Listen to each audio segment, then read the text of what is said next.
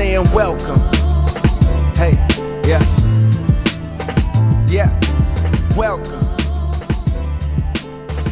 Yeah, I let these words flow out like... Batman the Killing Joke is one of the most iconic Batman and Joker stories we've ever gotten. Right up there with The Dark Knight Returns, The Killing Joke was written by the visionary Alan Moore, and it gave us a fantastic story that not only sent ripples throughout all of the DC universe for many years to come, but worked so perfectly within Moore's characteristic darker tone. Even for Batman, this story went darker than many had before, while also crafting one of the most fascinating confrontations between our two stalwarts that we'd ever seen. So naturally, when it was announced that this story would be getting an R-rated animated adaptation that would be bringing back the fantastic Kevin Conroy and Mark Hamill back to voice these iconic characters, expectations were naturally high. If nothing else, it seemed like a straightforward adaptation of the material would be a home run.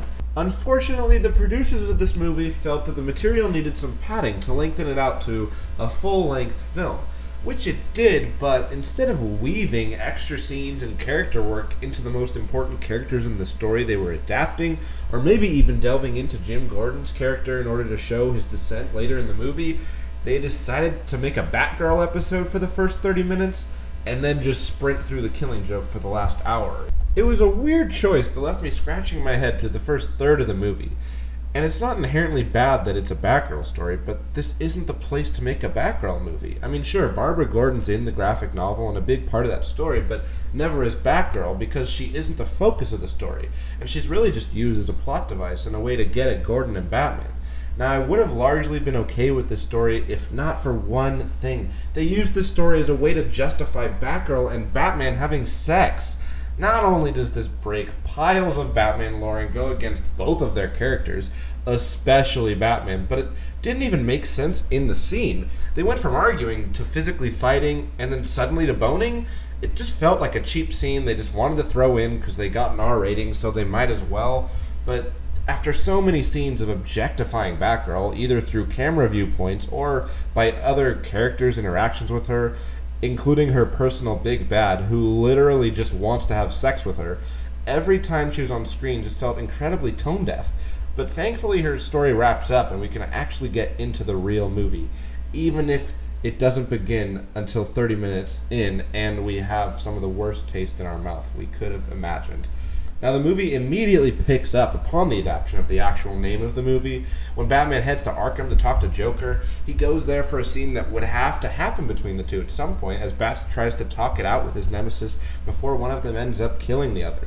But Bats discovers it's an imposter in Joker's cell and sets off to hunt the man. There are moments, like most of Joker's scenes, which are ripped right out of the comic, whether it be dialogue or monologues, even some beautiful imagery and paintings that owe homage to the graphic novel.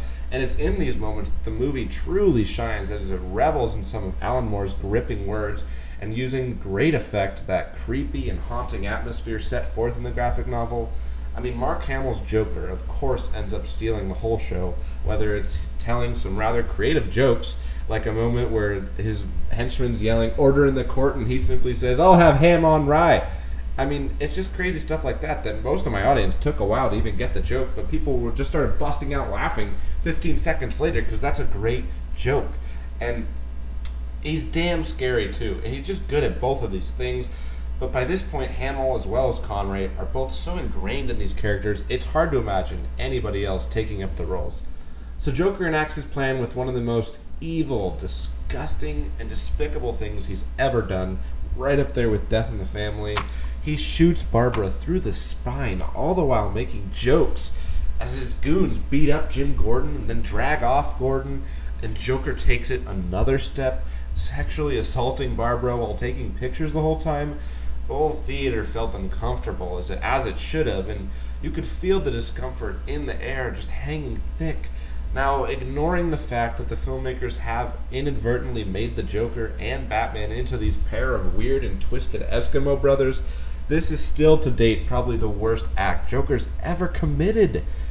He ends up taking Gordon to the carnival he just bought and reveals his reasoning in his perverse actions, just to prove a point, to prove that one bad day can drive a good man crazy, that man being Gordon, yet also reflecting to the Joker himself, as throughout this movie we get snippets here and there laying out one of the many possible origin stories for the Joker, he says himself, showing him as a failed stand-up comic whose wife and child die in a 1 in a million accident, but he ends up being forced along with a robbery at the Ace chemical plant even though he has no reason with no family anymore. It ends up going horribly wrong and he winds up falling into a vat of chemical waste, one of the most classic origin stories there is, forever painting his face with a smile while he immediately embraces as he falls into madness. A fall that he's trying to force upon Gordon as he sends him through a horror show of the pictures he took of Barbara. Throughout this whole ordeal, he was carried by this fantastic monologue after another. The Joker ponders on the danger of memories and the soothing embrace of madness, honestly making a good case as though his choice were the rational one. But thankfully, Jim retains his sanity through the terrible, no good, very bad day, and Bats arrives just in time to save him from any more danger. And we're treated to Bats and Joker once again facing off as the Joker leads him through this carnival. This entire scene culminating as Joker grapples for a gun to finish off Bats, only for the gun to be a prop gun, of course, leading Joker to exclaim, "Well, go ahead and beat me up, get your standing ovation."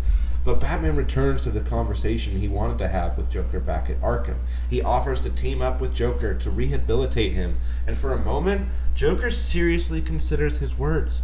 But soon after, he admits he can't and that they're far beyond that now.